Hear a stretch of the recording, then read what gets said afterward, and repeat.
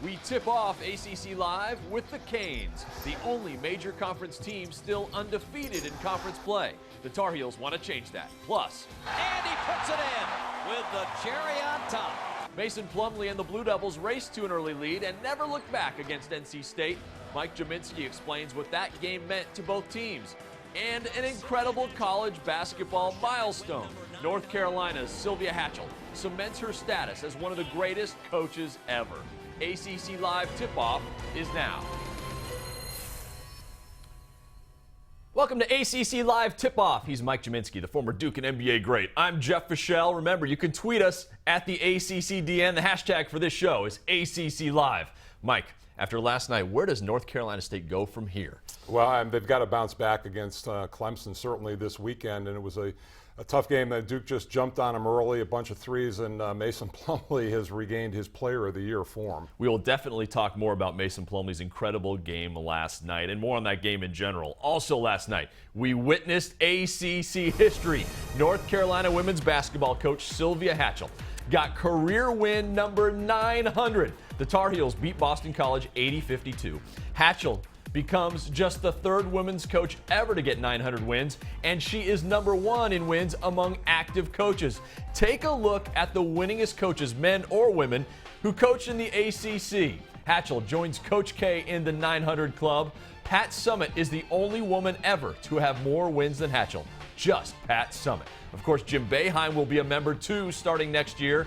Dean Smith retired with 879 wins. Lefty Driesell was well-traveled as a coach, but he built some of the best teams Maryland has ever had. And the late, great Kay Yao had 737 wins. Now, Mike, men or women, 900 wins is an incredible accomplishment. Well, I don't think there's any question about it, Jeff. And you think about the legacy of coaches at North Carolina with Dean Smith and now Sylvia Hatchell, and both Hall of Famers. It means you've coached at a very high level and you've had some great talent over the years. Hatchell, of course, won a national title with the Tar Heels in 1994. We saw Coach K's win total. It grew last night. Duke looking like a different team than the one that lost in Raleigh nearly a month ago, and they were firing away from three-point range. Yeah, they've really got nice balance in their offense. Plumlee has stepped up a couple of 30-point games the last couple, and Seth Curry has been incredible from behind the arc. But when they have that balance of threes and the interior presence, they are always very tough to beat. Plumlee playing great defense down low, and of course a huge game, 30 points, 9 rebounds. As you mentioned, he's got to be mentioned as a National Player of the Year candidate. Is he the guy right now everyone should be looking to? I mean, for a while we stopped talking about him, but he's been great this last couple weeks. No, there's no question about it. And with injuries, you have to remake your team. And without Ryan Kelly, Plumlee's been getting a lot more touches inside. Teams have been compelled to double team him. He kicks it out for a three, or if they don't double team, then he goes to work inside. I'm going to nitpick on this Duke team for just a second. All their points are basically coming from the starting five. Is that a concern at all? No, I think if you look historically at Mike's teams, that he shortens his bench at this time of the year, so that's not an anomaly. I think this team is well conditioned, and I think they're just hoping that Ryan Kelly can heal and get back. That's right. We still don't know when Ryan Kelly will come back from that foot injury. Now, as for NC State, this was the preseason conference pick to win the ACC. Now they've lost 5 of 7. When the Wolfpack looks in the mirror, what does it see? Well, I think it still sees a very good offensive team, but it also doesn't see a guy named Lorenzo Brown, which is a huge hit for them. And I don't know when he's going to be back. There's some rumblings that he may play this weekend against Clemson, but they are clearly a different team without him. Again, they've lost 5 of 7, but to be fair, it's been a brutal schedule. The last 4 weeks are much kinder. No more regular season games with Miami, Duke, or Virginia. New this morning, CBS Sports bracketology expert Jerry Palm has installed Miami as a 1 seed in his latest bracket. Duke is also a 1 seed, by the way. The Canes get a test tomorrow at home against North Carolina. That is our spotlight game. A couple of weeks ago, the Canes won in Chapel Hill by 9. That was without Reggie Johnson. Now he's back. How is that offense different with him in the lineup and with him on the bench? Well, they've been impressive both ways, and it's tough to work a guy back in. But you look at with Reggie Johnson, they got 4 guys spaced around him, and we call this the A site, the 2 feet in the lane. You can't play behind him in this situation. Too easy of a catch right here. Again, the good spacing, no double team coming, and he finishes inside. I mean, he is just a load to defend. And take a look at this next play. Same thing, just backing his guy down. The key, again, the spacing on the perimeter. You've got shooters there. the nice entry pass, one bounce and a finish, and they are reincorporating him into the offense. Now, without him, they really remade themselves with Kenny Kaji, who is a stretch 4. He starts out on the post on this play. They like to run the screen roll up top with Shane Larkin and Gamble, and you see Kaji replace right behind him. He has the ability to knock down the 3 and spread defenses. Similar play coming up right here. Kaji starting in low, but eventually he will work outside. He can score in the post, but is much more comfortable out on the perimeter. The kickback, and now they can play 2 different ways, one with Kaji and one with Reggie Johnson. I was watching that tape, watching Reggie Johnson, 6'10", 290 pounds, basically walk his way into the lane and just create space. Yep. You're a big man who's had to battle all kinds of big men. What do you do with a guy who's such a wide body and you have to defend him down low? Well, the key thing, Jeff, is you've got to do your work early and meet him up top, make him battle for a position, and hope over the course of 40 minutes that he doesn't quite fight as hard, and you need to get him out of the lane. I think that's the key part. Not very easy, though, right? No, easier said than done. That's right. So Miami wears you down with size. Carolina likes it up-tempo. Roy Williams' teams like to run. That's how they get their best looks, really. Yeah, and that's been a work in progress this year, and we'll take a look at the film and see how this team scores. Now, interestingly enough, this first one against Boston College, you say James Michael McAdoo starts from behind the end line and just beats everybody down the floor. Now, the key for the point guard here, he has to look up. If he sees like he has numbers, he'll push the ball up the floor, and that's just great hustle by McAdoo out in the open floor. This next shot is a little bit more of a traditional break. They're going to find Marcus Page, and a lot of times North Carolina will be a right-handed team. You'll see him come up the right side of the lane. McAdoo again sprints inside to the low block, and it opens up the three-point shot on the run for Reggie Bullock. The Tar Heels keep getting better, but are they good enough to knock off Miami and give the Canes their first conference loss? Miami, by the way, has already announced this one is a sellout. Game tomorrow at 2 on ESPN2. We're asking you to finish our sentence for us. North Carolina will upset Miami if. Tweet us your answers at the ACCDN. We've got a few good solid ones. We'll tell you about those in a few, including a reference to Greek mythology. So you can always learn something here on ACC Live. We'll read a few of those coming up. Shane Larkin could be a big factor in that game. He is getting recognition for being one of the top point guards in the country. That's one of the headlines right now in the ACC now. Larkin has been named one of 12 finalists for the Bob Cousy Award, which goes to the nation's best point guard. Now, also on that list, in addition to Shane Larkin, another ACC point guard, Lorenzo Brown from North Carolina State, even though he's missed the last couple of games, including last night's loss to Duke with that sprained ankle. Now, Larkin says getting this honor is more proof his critics were wrong.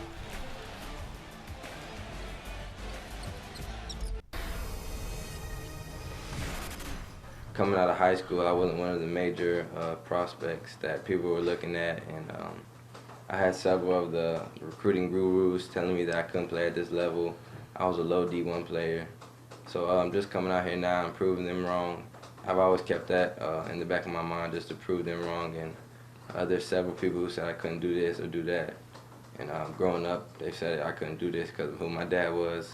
He bought everything, like he bought my success, he did everything. So I've always kept that in the back of my mind, and it just made me push hard. And now that it's being recognized, it's a great feeling. Now running back Mike James and cornerback Brandon McGee have both been invited to the NFL Combine. James ran for over 1,300 yards in his Hurricanes career. He also had 67 catches out of the backfield. McGee started 24 straight games over his final 2 years. A record number of ACC events, spring sport events, will be televised. The conference announced 159 of them, nearly twice as many as last year.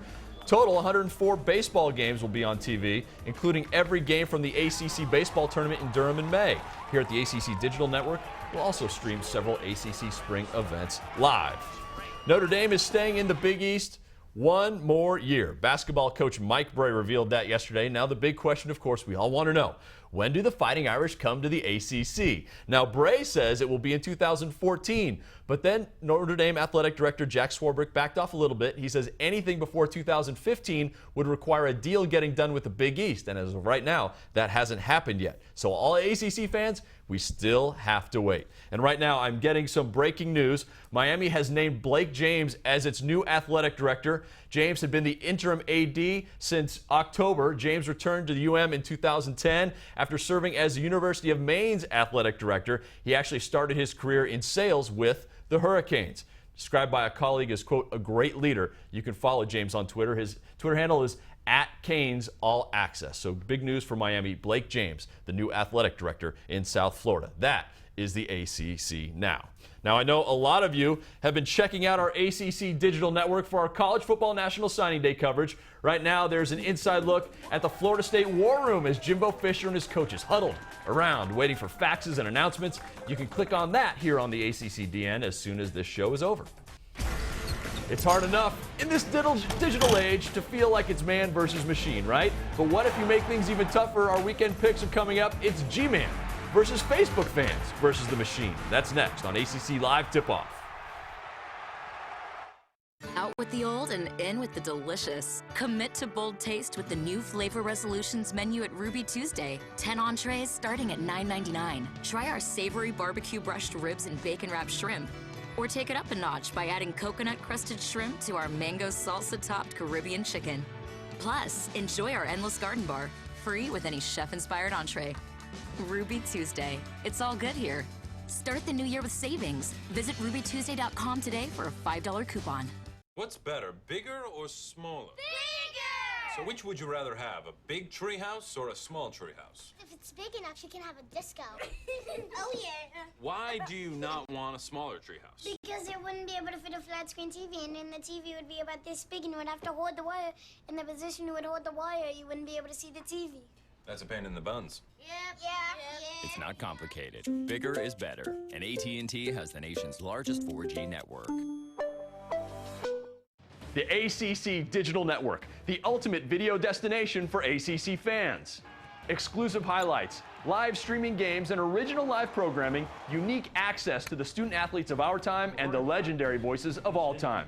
Defining moments, personal stories, incredible analysis from authentic ACC sources, cutting-edge content from the leaders in the digital space. The ACC Digital Network, brought to you by Ruby Tuesday.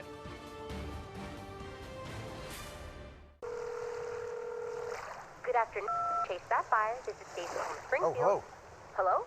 yes, I didn't realize you'd be talking to an actual person. You don't need to press 0. I'm here. Reach a person, not a prompt, whenever you call Chase Sapphire. This dunk of the day brought to you by Ruby Tuesday.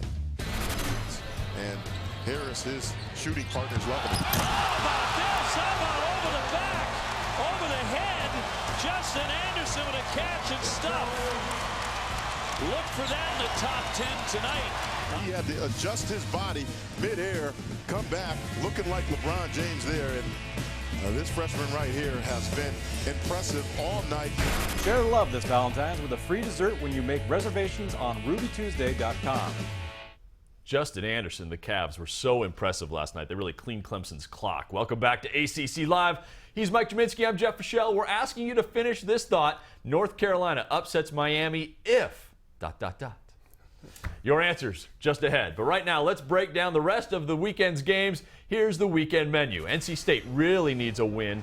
A tough one visiting Clemson. It'll be interesting to see if Lorenzo Brown does come back and play such a big part of what they do. And, you know, Richard Howell inside has really been a first-team All-ACC player this year. He's been terrific. And, you know, for Clemson, they need to bounce back as well after that drubbing up in Virginia. Florida State visits Wake.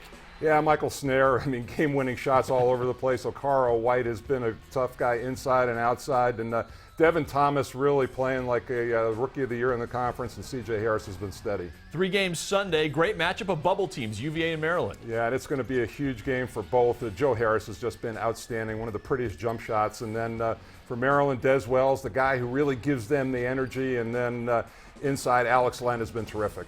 Georgia Tech and Virginia Tech. No, Georgia Tech not one on the road. Mufan Udofia is the guy who's leading them, and Robert Carter Jr. has been a man inside, even though he's a freshman. Finally, Duke traveling to Chestnut Hill, taking on Boston College. Maybe a trap game. I think that this calling it a trap game. I think this team is a little beyond that with the senior leadership, but they've got to go and play well. BC plays very tough at home, and they've got a very good backcourt in Rayhan and Hanlon. And that is your weekend menu. Now, like I said, tomorrow at 2, it's Carolina and Miami. Miami, if you missed it in a few minutes ago, is now projected as a #1 seed in the tournament. CBS Sports bracketologist Jerry Palm released his new bracket this morning. He has Duke and Miami as top seeds. We're asking the Tar Heels will upset the Hurricanes if, and we've gotten some great tweets so far. Drew Williams says it'll happen if Miami has the flu. And there was more of that coming from Dylan.